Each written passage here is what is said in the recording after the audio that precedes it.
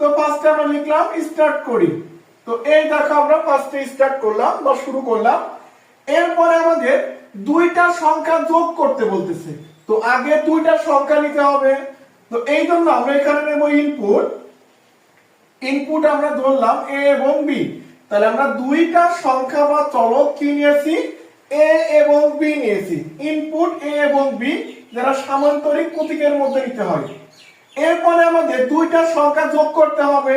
তো যোগের কাজ সম্পাদন করি প্রক্রিয়াকরণ ঘরে অর্থাৎ আয়তক্ষেত্রের মধ্যে। তাই যেহেতু আমরা যোগের ইংলিশ জানি সাম, তো সাম সমান সমান এ প্লাস বি।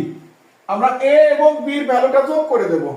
তাহলে আমি স্টার্ট করেছি, এখানে ইনপুট নিয়েছি এ বি, আর প্রক্রিয়াকরণ ঘরের মধ্যে আমরা সেই ইনপুটের মানগুলো যোগ করলাম, কারণ এখানে যোগ করতে বলছে। তৃতীয়ত যোগের কাজ শেষ। এবার আমাদের ফলাফল আউটপুট লিখতে হবে, অর্থাৎ ইনপুট এবং আউটপুট বা ফলাফল প্রদর্শন এগুলো সবই সামান্তরিকের মধ্যে হতে হয়। তাহলে আমরা এখানে লিখে দেব প্রিন্ট। তাহলে আমরা প্রিন্ট করব কি, এখানে যোগফল নিয়েছি কি সাম, তাহলে প্রিন্ট দেব সাম। তুমি পুরো সামও লিখতে পারো অথবা এখানে প্রথমে শুধু এস দিয়ে লিখলেও হবে। তাহলে প্রিন্ট সাম বা যোগফল। তো এরপরে আমরা এটাকে শেষ করব বা এন্ড করে দিলাম। তাইলে